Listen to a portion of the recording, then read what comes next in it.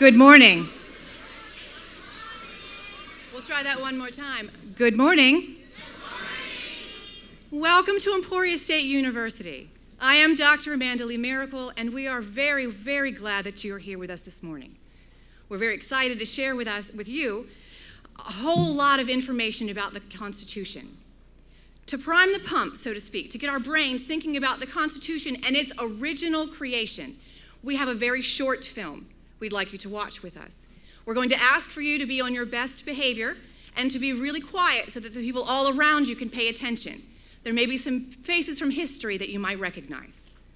With that, we will begin.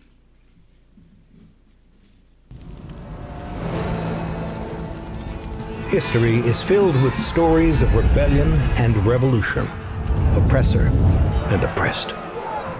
But for every dictator overthrown and noble victory achieved, too many revolutions have succumbed to either the siren call of new tyrants or descended into bloody chaos. So how is it that the United States, formed from its own 8-year war, managed to avoid these common pitfalls? How is it that no American king stepped forward to be crowned? That 13 fractious states chose to unify rather than go their separate ways? It was largely due to the leadership of a small group of visionaries who understood the lessons of the past and sought a new representative form of government. Leaders like George Washington, who were capable of compromise while pursuing a more perfect union.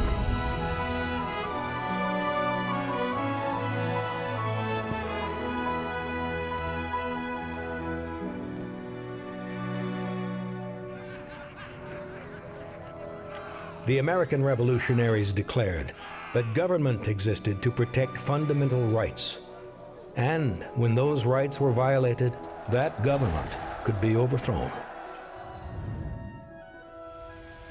But what should fill the void? A government made too powerful could lead to tyranny, but without power to protect the rule of law and the liberties of the people, anarchy. The trick was finding the right balance. During the War for Independence, the colonies had united under the Articles of Confederation. The bond formed under the Articles was weak at best. The Confederation Congress had no power to tax or coordinate foreign policy. The states, retaining much of their original sovereignty, even had their own separate currencies. Though the Americans had secured their independence under the Articles, it was increasingly evident that this weak government was no match for the diverging interests and priorities of the individual states. It was a union in name only.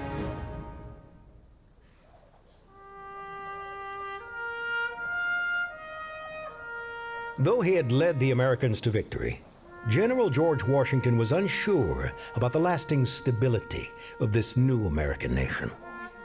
If the citizens did not find a way to set aside their regional interests for the greater good, America risked civil war or being picked apart by foreign powers.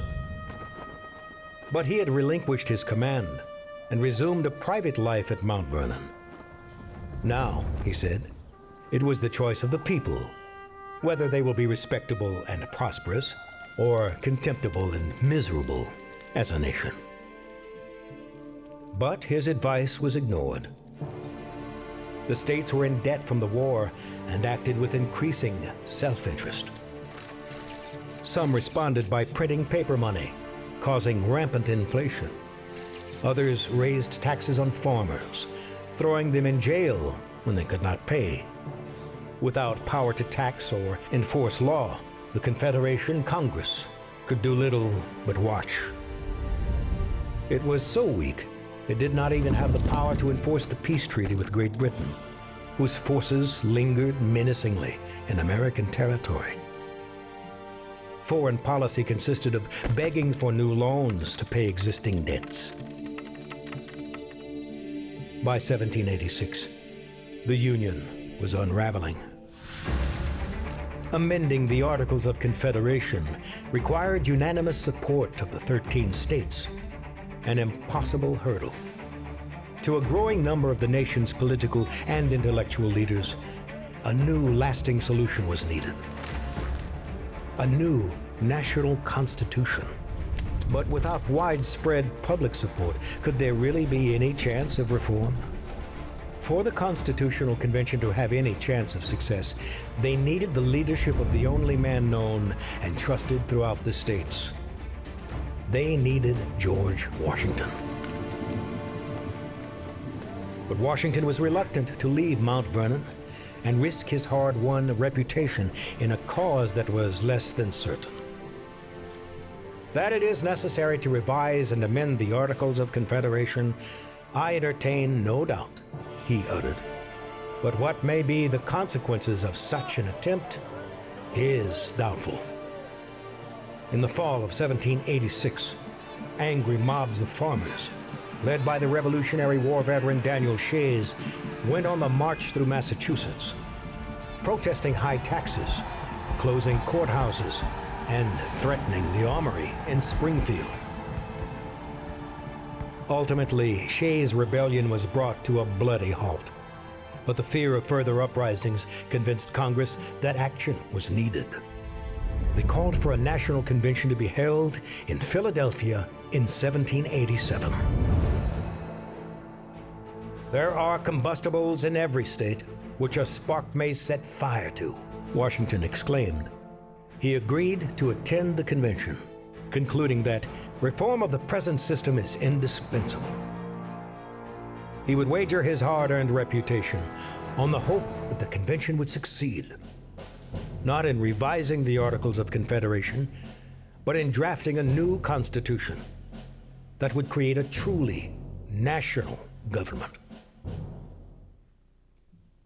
2 times in American history, the nation has stood on the brink of disaster, with divisioning threatened to tearing it apart. Most people would say that one of those times was during the Civil War, when the South had broken away from the Union. The other time was during ratification of the Constitution. We think of politics today as being contentious, as people arguing and arguing bitterly about which direction the nation should go. But at the end of the American Revolution, Americans agreed on very little, so this was not new. This is not new today in American history. After the Revolution, they argued bitterly and loudly and often with their fists as they beat each other up. What would the new nation look like? Who would be at its helm? Would we have a king? Would we have a president?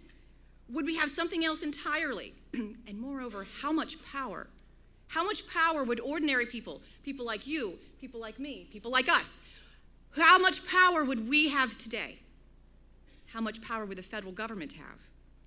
What Americans did agree on was that whatever shape the new nation would take, George Washington would be at the helm of it. This belief in him allowed the nation to hold on long enough to design a more perfect union. The framers of the Constitution believed government existed to protect fundamental rights in a delicate balance between protecting the rights of citizens and protecting the power of the government. This might sound to you like a boring abstract, but it's not.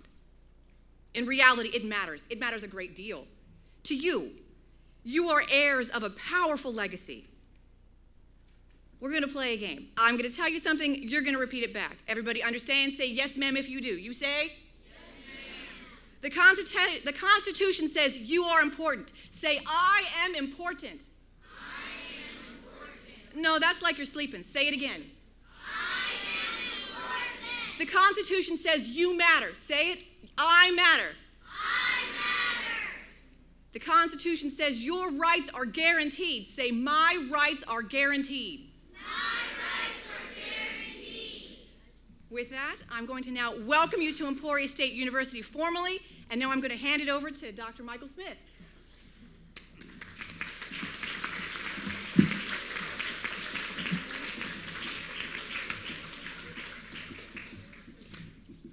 Please welcome the president of Emporia State University, Allison Garrett.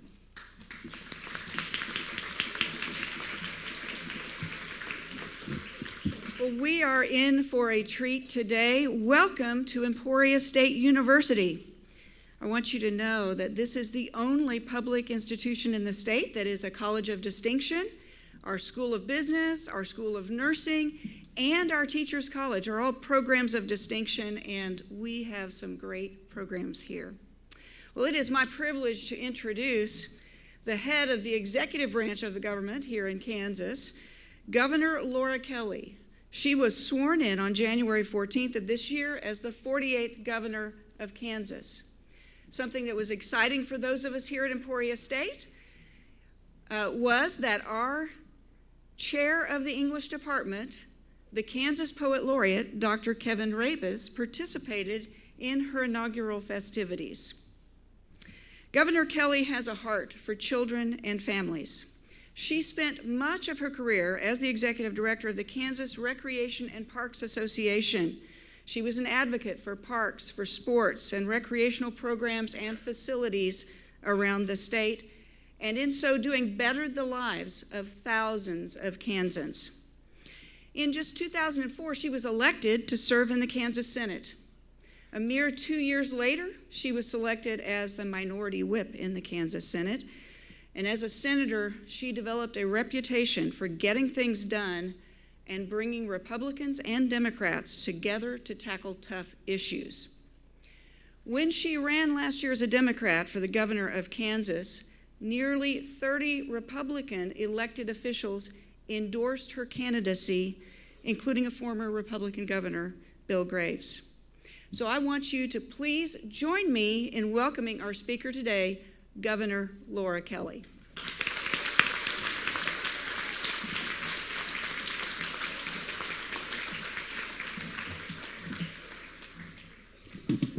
Well, I am just delighted to be here.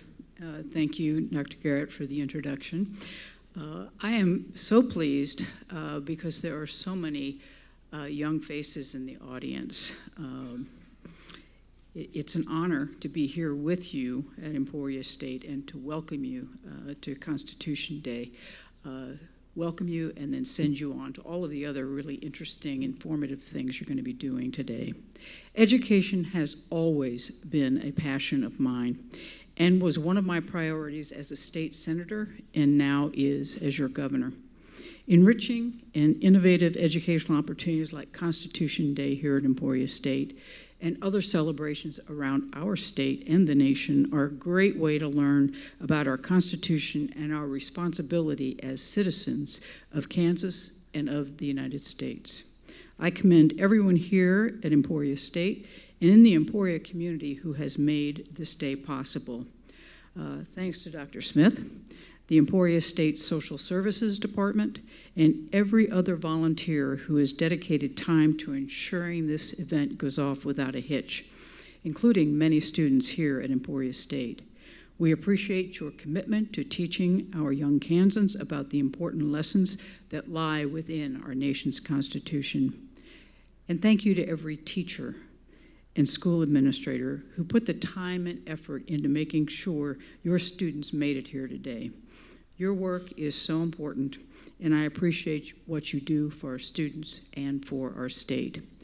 And finally, I want to thank all of you students for being here today. You are the future of our country and our state. As many of you know, Constitution Day was created to celebrate and commemorate the signing of the U.S. Constitution on September 17th, 1787. From that moment on, the Constitution has been the foundation upon which all of our country's laws have been built. It works to protect and preserve the rights of every citizen of our country. And it laid out the very vision for the United States government. It also included, though, an important system of checks and balances, which ensure that our country's laws are not made by one person, one group, or even one branch of government. But by now, I'm sure you have all learned that in your history or your government classes. While these details are so incredibly important to creating a fair democracy, I think that aside from those specific directions laid out in the U.S. Constitution, the creation and the modern implementation of that document hold such important lessons for us today. Before the final document was signed this day over 200 years ago, its writers were not always in agreement about what the U.S. Constitution should include. There were debates, there were negotiations, there were arguments, and people passionately fighting for what they thought should be included. And this ended in a compromise that most everyone could agree on. This is so relevant even today in today's lawmaking process and can apply to any situation where a group of people must make a decision. You know, before I became governor in January, I was a state senator for 14 years, and my favorite part about being a senator was the negotiation. I loved committee meetings, I loved debating the issues, and I loved arriving at consensus and fighting for what I thought would be right for the people of our state. And I truly enjoyed the camaraderie I felt with my fellow senators. And this is important today, and a practice we can use in every part of our lives. This teaches us that we must fight for what we think is right. But sometimes, and I'm sure you're all well aware of this, we can't always have everything we want. But working towards a compromise that works for everyone is something that can be done. Another lesson we can learn from our nation's Constitution includes the responsibility that we have as citizens of our country. The Constitution of the United States calls on us to take an active role in our government. It is every citizen's job as a member of our country to pay attention, to speak up when we see something that we don't think is right, and work together to do everything we can to create lasting change. It is absolutely essential to create and sustain fair democracy that every citizen take an active role in our government. So what does that mean for all of you sitting here today? Well, for starters, as school kids, many of you are nearing the age where you can register to vote. Once you turn 18, you will have the opportunity to vote in every local, state, and federal election. Exercising this fundamental right, taking an active role in shaping your state and your nation is more than just your right. It's your responsibility. You have a say in what laws are passed, in who will represent your voice on a local, state, and federal level. So I urge those of you who are close, register to vote. You can do so if you're 17, but you'll be 18 by the November election day, either this year or in 2020. You are eligible to register to vote. And once you're registered, please vote in every election, primary and general. And as you grow older, I encourage you to become involved in your communities. Join boards and commissions. Run for city council, school board, or even state senator, or governor. Or if you don't want to be an elected official yourself, work to elect others who will fight to make your community, your state, your nation a better place for everyone else. Using these tools, these rights that have been given to you by our Constitution, each and every one of you has the power to shape where our state and our country goes next. You really do. Now, it isn't always easy. It takes hard work, commitment, dedication, and the ability to work together with your fellow citizens and create compromises. But these rights we have been given are too important to let slip away, just because it's not easy. The future of our state and our nation depends on young people like you, standing up and being active citizens. So as you leave here today to learn even more about the Constitution, I ask you to continue to think about how you will contribute to making our society stronger. And with all of that, I'm glad to stand here and take some questions if any of you have any. Right over here.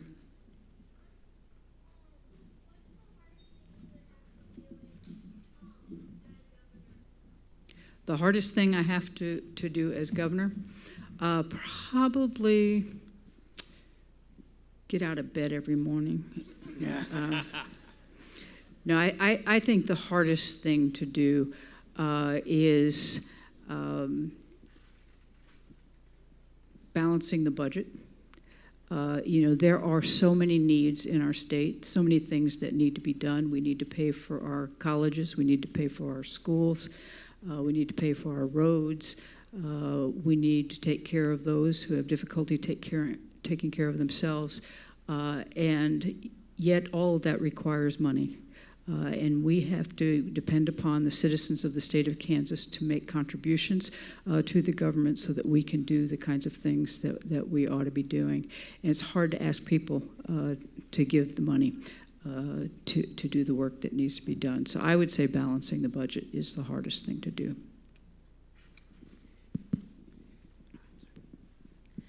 What is your primary goal as governor? He's asking what my primary goal as governor is. Well, my first goal is to put the state back together. We've had some really tough years where a number of things that have been traditionally done by the government have fallen apart. And so putting those things back together is my first priority. What I would like, though, to leave as my legacy when I'm finished being governor is I would like for Kansas to have the most robust early childhood system in the country. I think it's imperative that we invest in our children and we invest young. We'll get the most bang for our buck if we put it while they're young and getting them then into our schools and our higher education system and into the workforce. So early childhood education is my number one legacy wish. Michael, Dr. Smith, why don't you just pick? What is an everyday life as the governor like? Not that bad, really. Well, you might know that I live in a very nice house that's provided for the governor in Cedar Crest, and if you've never seen it, you should come. It is the smallest governor's residence in the country, but it is on the most land. It's in a beautiful park setting, sort of on top of a hill in Topeka, Kansas. So that's where I wake up.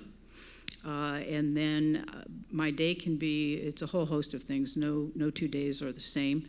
I'm often going into the office in the Capitol, and I invite all of you to come visit the Capitol. It's absolutely stunning, and stop by the office. And then I meet with a variety of people. There's no way that the governor can do everything, so I have a lot of other people who are out there working together with me to fix our state. So I meet with them, we talk about where we want to go, what we want to get done. I'm often on the road. Yesterday I was down in Wichita, today I'm here, tomorrow I'll be over in Kansas City, and then I think I've got some trips out west. So I drive and fly around the state a lot to meet with people. I think it's important for the governor to be out and about and to let people know what we're doing, but also to hear what other people are thinking and what they think we need to be doing.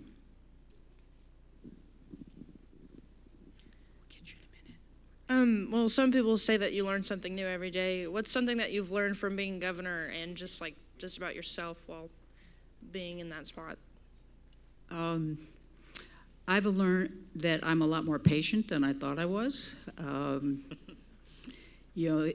part of that I learned really as a state senator, that I am by not nature a patient person, but in order to get anything done in government, it's necessary to collaborate and build consensus, and that often takes time.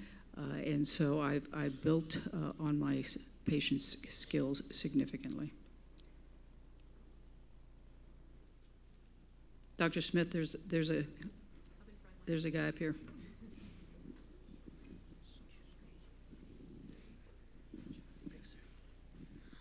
What is the favorite part of your job? Well, my favorite part, and I'll be very honest with you, is that I no longer have to go through security at the airport. That's my absolute favorite part of the job. Just blowing by those lines.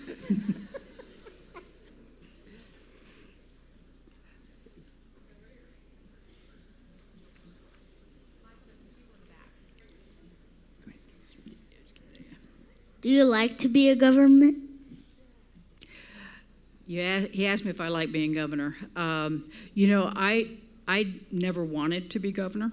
This was not on my bucket list, but I kept being asked if I would run, and I decided late in 2017 when I looked around and I realized what could happen if I didn't run, and so I did. I like it a whole lot more than I thought I would. I really enjoyed being a senator. That really fit my personality and my skill set. But I'm finding that being governor has its own rewards. And one of the most rewarding things is that I was worried that nobody would be there to help, because there's so many things that needed to be done. But what happened after I was elected is that a lot of very good, very qualified people came out and said, I want to help. And so they're now in my cabinet, which is, all of my, top people who lead our different agencies, whether it's our children and families, our education, our roads. Those folks are all really good, and having them there and knowing I can count on them makes me like my job as governor a whole lot more.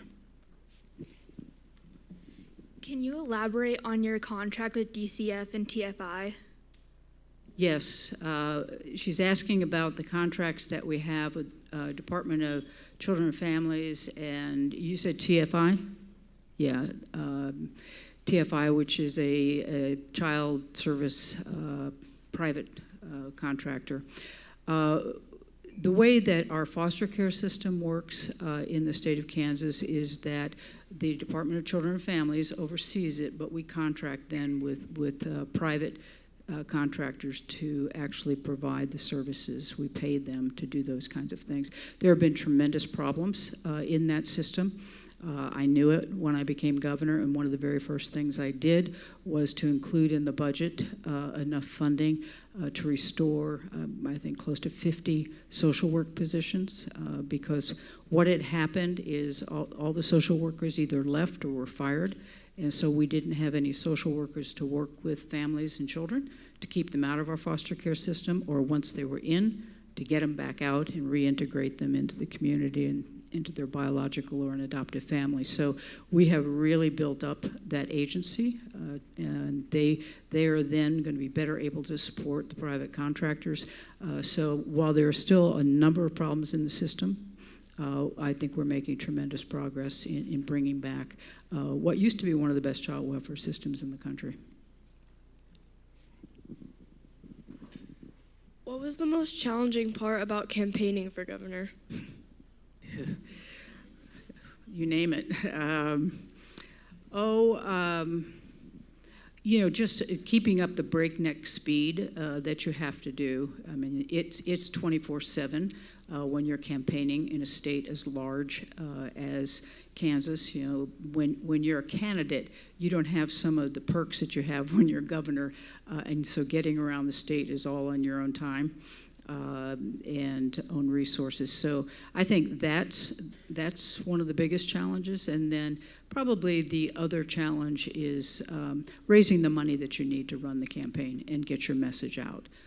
So that's pretty much what a candidate does. Spends a lot of time on the phone, calling and asking people to contribute, and then driving all over the state and meeting with people in all four corners. Hi, Miss Kelly. It's Will Evans. Watching the presidential debates throughout the last few days, Better O'Rourke has been talking about gun control, talking about taking AR-15s. I'd just like to know your thoughts on gun control.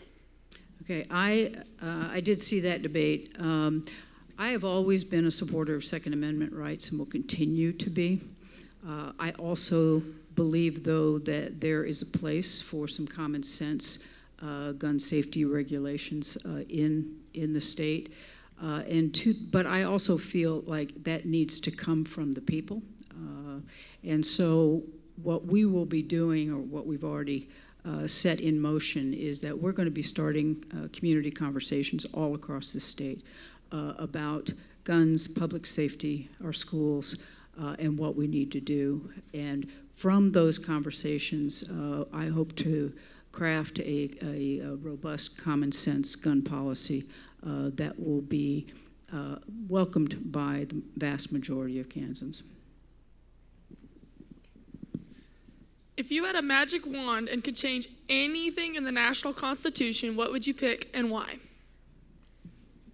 Wow.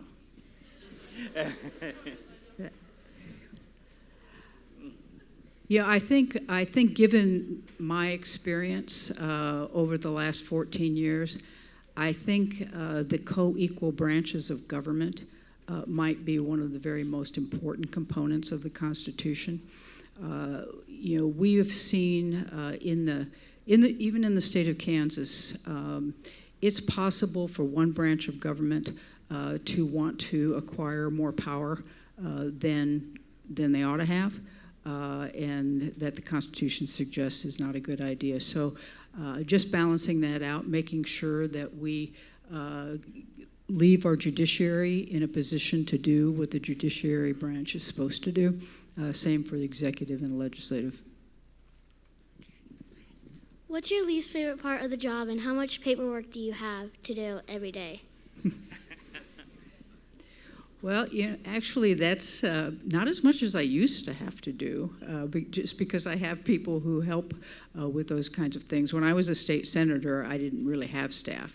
I did everything myself, and now that I have staff, I have some folks who can take some of the paperwork onus off of me. So not as bad as it was, but still bad enough. Last question. You said that being governor wasn't on your bucket list. Then what is? Well, this is now. So, I honestly thought that I would probably serve another term or two in the state Senate, and then I have 2 grown daughters, one of whom just got married, and the other one I expect that'll happen soon. And as every person my age, I'm looking forward to the grandkids. So I thought I'd be riding off into the sunset and visiting my grandkids, but that's not going to happen for a while. I want us to thank Governor Kelly. Before we do that, instead of clapping like this, would you please raise your hand with me and clap like this? Thank you very much. Like that. Bye, everybody. Have a good day. Everybody stay put.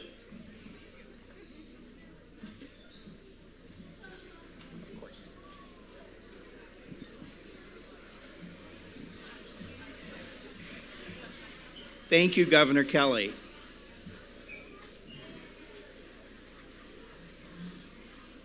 Thank you. All right, everybody, stay put. We have a second speaker for you today. We have one more speaker, and then we'll be moving on to our breakout sessions. Dr. Miracle will help us with all of that. But first, please welcome our second speaker. You may recognize her from TV. She is on CAKE and KPTS, which are seen in Wichita and throughout central and western Kansas. Please welcome journalist Pilar Pedraza.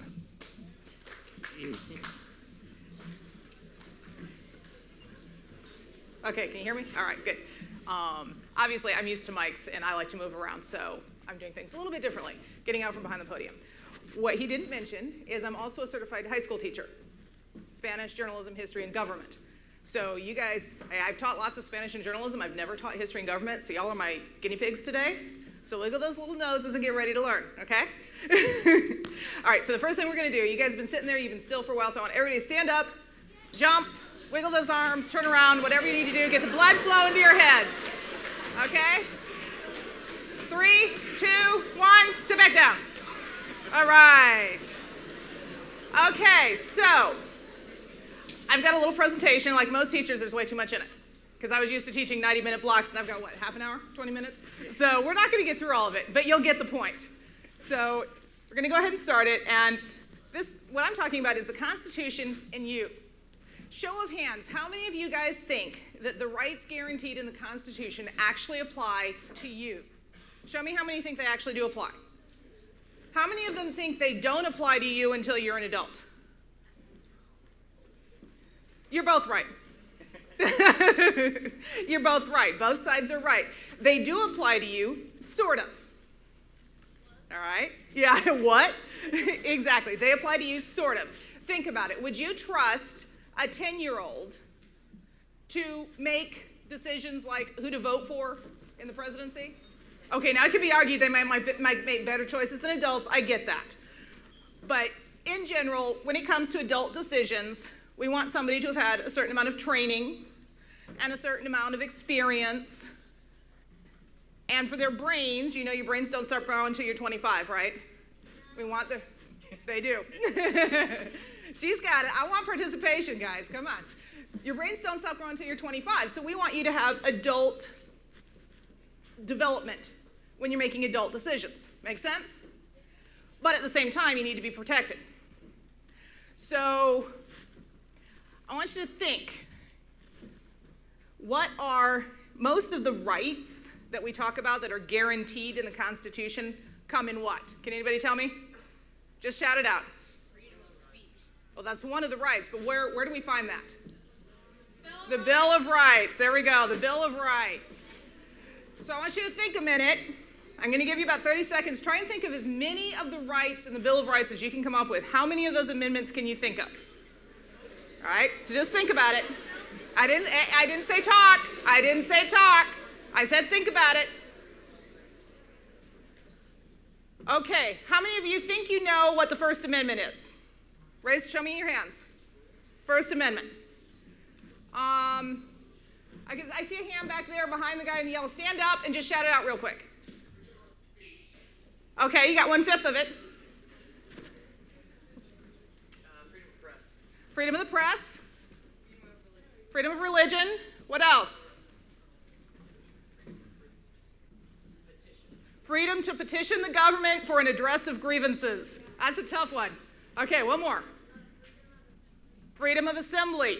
When most people talk about their rights, they're generally talking about those 5. And remember when the governor said it's important to be involved? Well, a lot of our rights don't come to us as rights.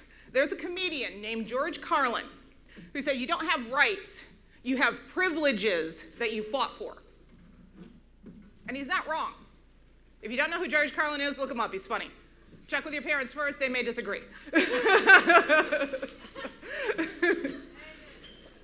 But the fact of the matter is that the rights that we have are rights that we have fought for. The white majority of the United States fought for their rights for freedom from the British government. And they enshrined those rights in the Constitution and in the Bill of Rights. The Bill of Rights specifically was designed to counter what they felt were the overreaches of the British government. That's why they wanted them enshrined as part of the Constitution, because they didn't want the US government to do the same thing. That's why you have, if you want to go ahead and go to the next slide, that's why you have one of the, and go ahead and just cycle through and show all 10. One of the amendments is about housing soldiers in your home. You won't be forced to house soldiers in your home. Well, not really something we worry about, right? It's something the British government did all the time. So rights have evolved and changed over the years. When we first enshrined these rights, they did not apply to the majority of the population. African Americans, slaves, were considered 3/5 of a person. Native Americans, while they had been here before the European colonizers, weren't allowed to vote. They weren't considered citizens, they weren't even considered human. So how has that changed over the years? In the blue.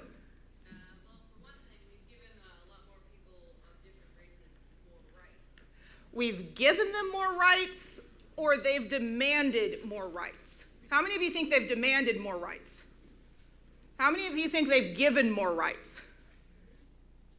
How many think they know why I'm making that difference in language? Okay. Back there with the multicolored shirt. Why is that difference important? Yep.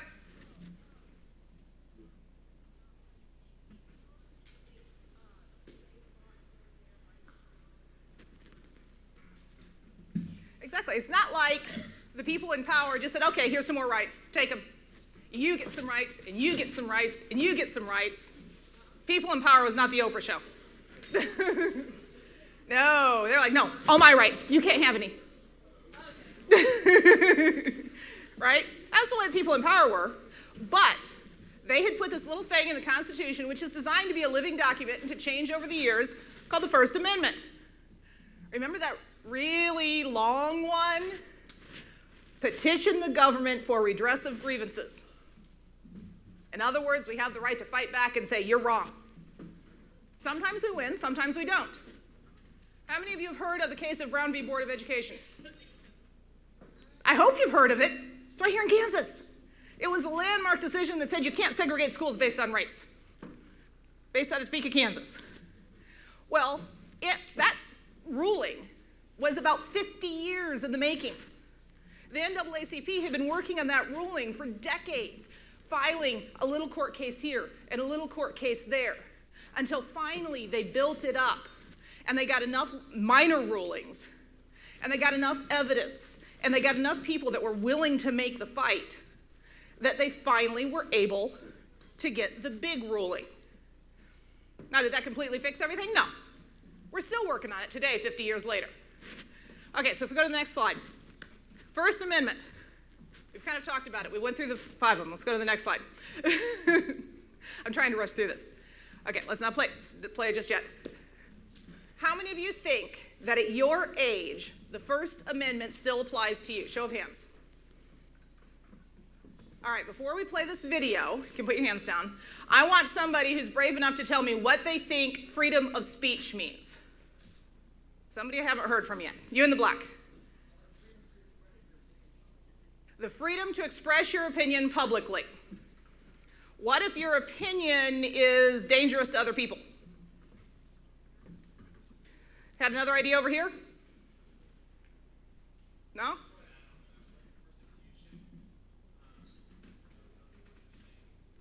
Mm-hmm.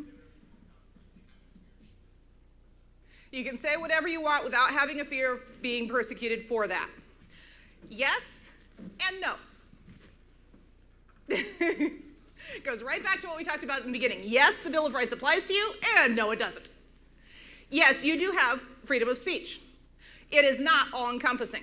Even for adults, it's not all-encompassing. I can't say whatever I want, whenever I want, without any consequences. If I go on TV and I let a foul word fly, my boss can fine me. My boss can suspend me. My boss can fire me for it. Because my boss is not the government. There's a difference. The Bill of Rights, the first 10 amendments, are about what the government can and cannot do to you. They do not apply to your parents, does not apply to your schools, does not apply, well, public schools, we've got an iffy situation. That's some of the stuff we'll talk about, if I get time. It does not apply to your churches, to your jobs, any of those things. So if my son comes to me and says, I'm going to do whatever I want, you know what I say? It's my house, you're going to do what I say. If you want to do whatever you want, you go find your own house.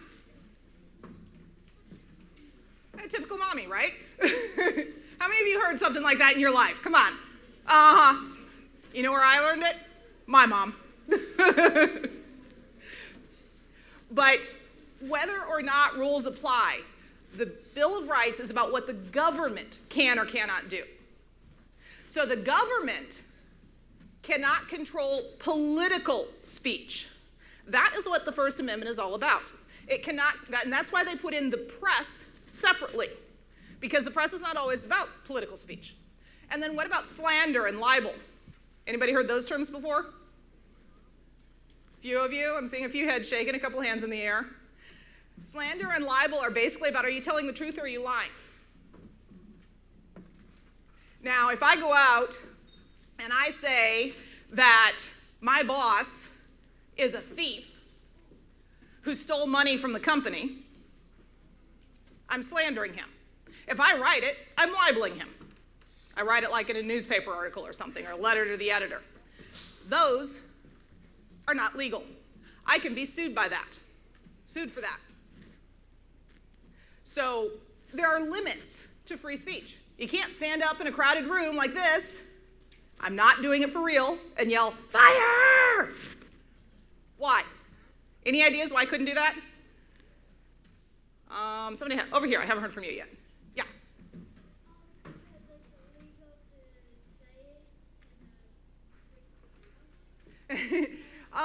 But I'm trying to get at why is it not legal for me to say that?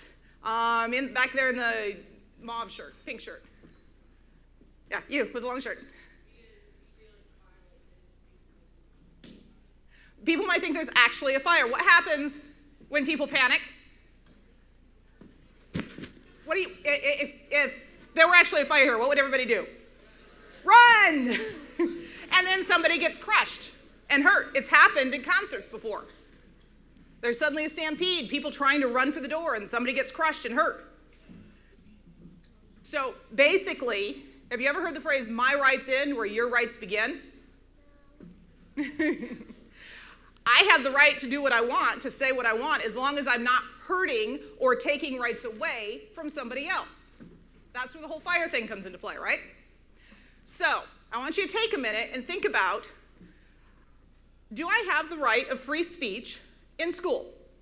Do I have the right of free speech as a minor? Just think about it, don't talk about it. I've got a video here. This was done by a small part of a video from Education Week, where they talked to various adults, asking them, do students have freedom of speech in school? Let's go ahead and play that. Oops.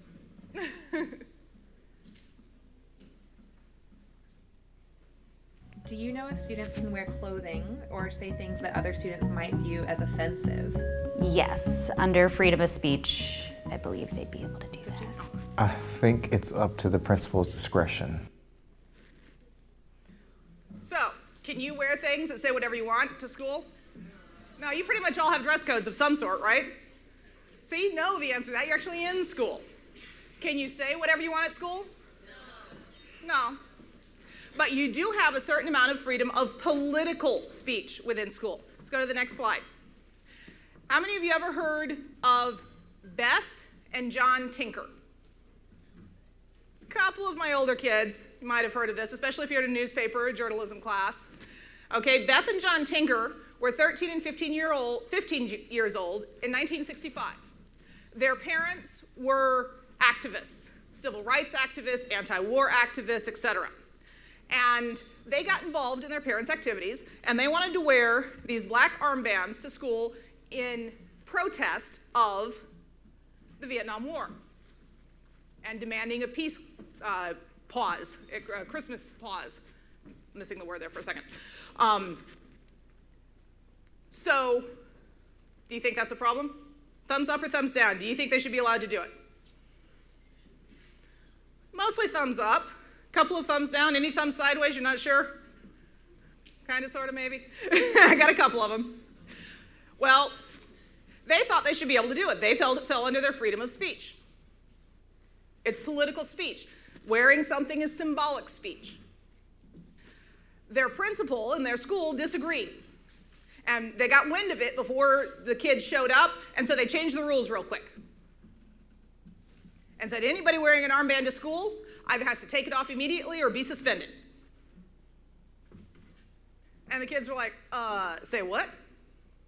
Now, remember what I said. Their parents were also activists, so they weren't on their own. They had some support. They filed a lawsuit against the school district. 3 years later, it finally went to the Supreme Court, which, if I remember my numbers correctly, ruled 7-2 in their favor.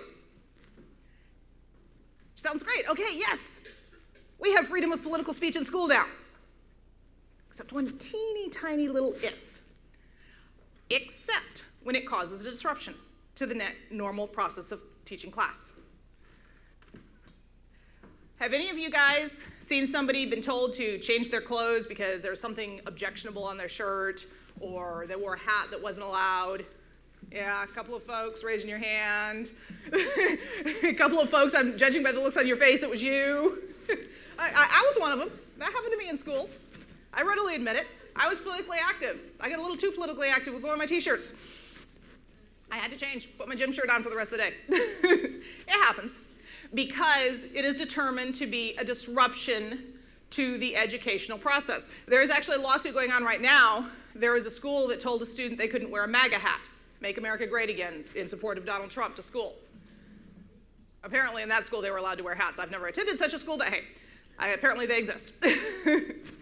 And the student was told, no, you can't. That's actually working its way through the courts right now because the student is sued, saying, no, that's political speech.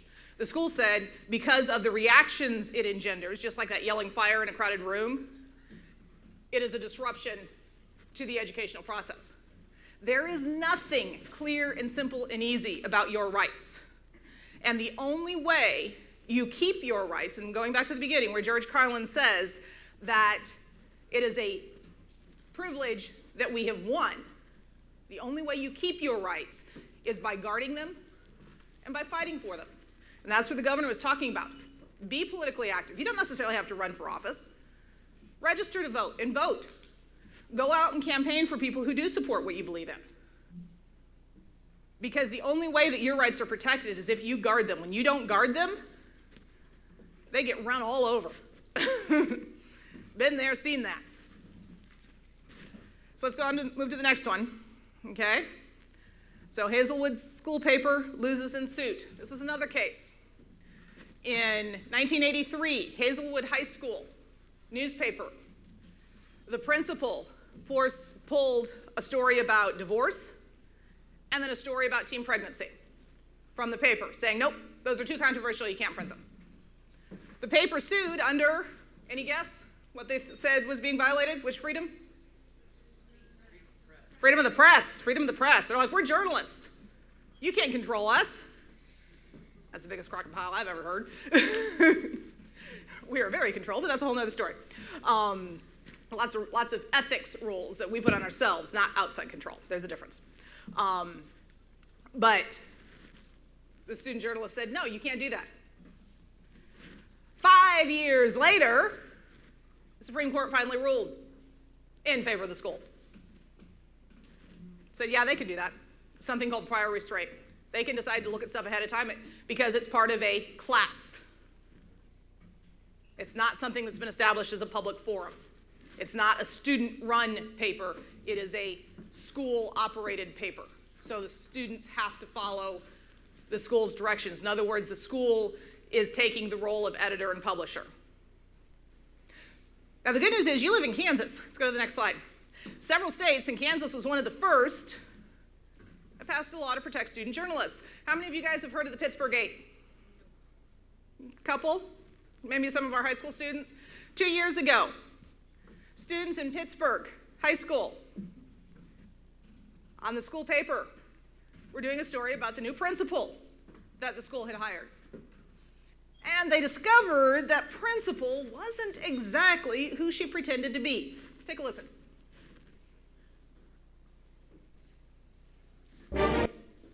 Whoops.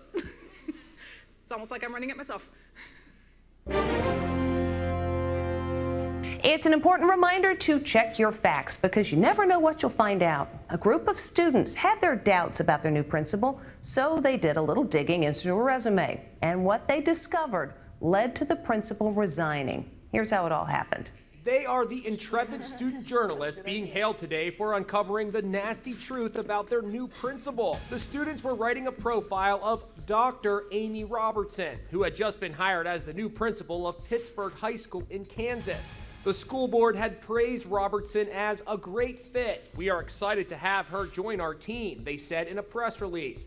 But Maddie Baden, the 17-year-old editor of the school newspaper, says some things just didn't add up. I asked if I could have the universities that she attended to obtain her PhD and master's degree, and she would not give me that information. So Maddie and her fellow student reporters at the Booster Redux started doing a little digging. On her resume, Robertson claimed she had earned a master's degree and a PhD from Cortland's University. Come again? We found the website for it, and for the website, we couldn't find anything that would work on it. We tried to click on something and it wouldn't take us anywhere, just leave us on the home page.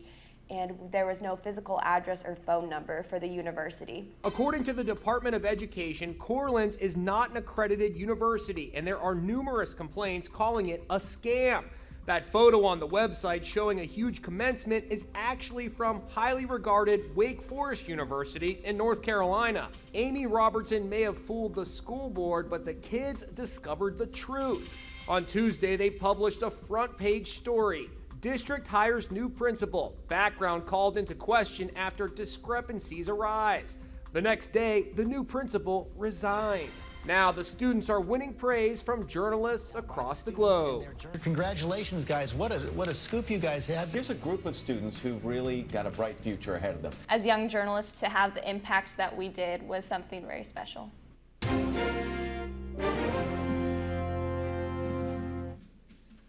So you may have heard of something called the Fourth Estate. That's journalism. Our job is to keep tabs mostly on those in power. For high school, that would be administration, correct? They did their job as journalists. But under that Hazelwood decision I was talking about, how could they do that? Couldn't the school just have told them, no, you can't print that article? Well, under Hazelwood they could, except states can go beyond what federal law says. So you're lucky you live in Kansas. If we go to the next slide, Kansas has the Kansas Student Press Act, passed in 1992. We were one of the first states to pass it. It protects student journalists in a couple of ways. One, it does not allow the school to censor based on content. In other words, the school could not force them to pull that article because they didn't like what was in it. They could force if it was libel, if they could prove that the information in the article was false, if it was slander. They could make them cut it down, say, oh, it's too long. They could say, well, you can't publish as many papers this year. It's going to have to wait another month.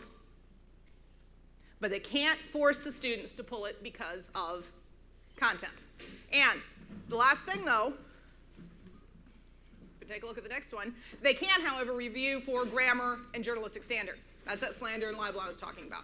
Because it is, after all, still a class. In high school journalism and high school newspaper, you're supposed to be learning how to do it. So yes, as a teacher, I can go through and say, you know what? You've got a plural noun and a singular verb. Got to fix that.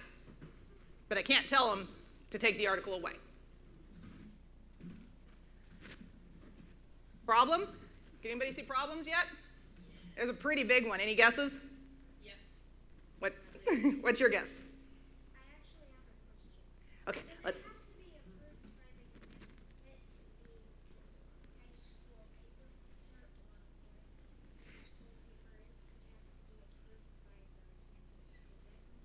Nope. By the student. So what he's asking is, does an article have to be approved by like a newspaper someplace else, or the state, or the Kansas Student Press Act? No. By the paper editor is the one who does the approval. By the instructor as far as grammar and all of that. Okay? So, problem in the blue. Do you have an idea what the problem is?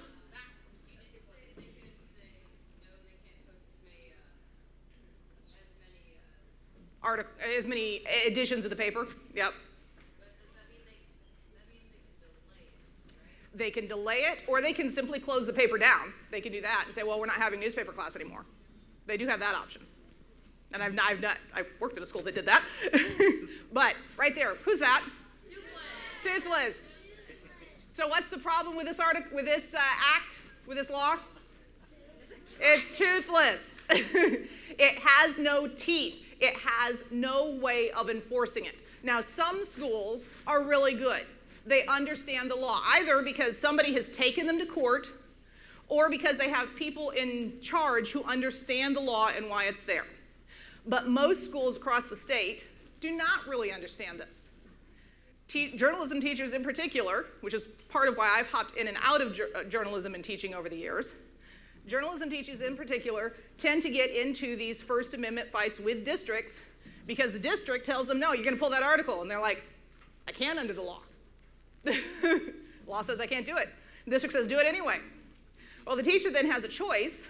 Well, do what their boss says or do what the law says. Guess what? The only way to enforce that law is if the student whose rights have been violated sues. Kind of like Beth and John Tinker did earlier on. But there aren't a whole lot of students whose parents have one of three things, or well, one of two things. The time, remember it took 3 years for Tinker, it took 5 years for Hazelwood to finish the case. That's a long time, that's a lot of lawyers' bills. Which leads us to the other part, money. It takes money.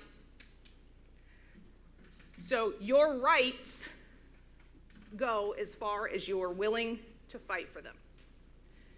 One, you have to know what they are. You have civics classes, you have government class, you have history class.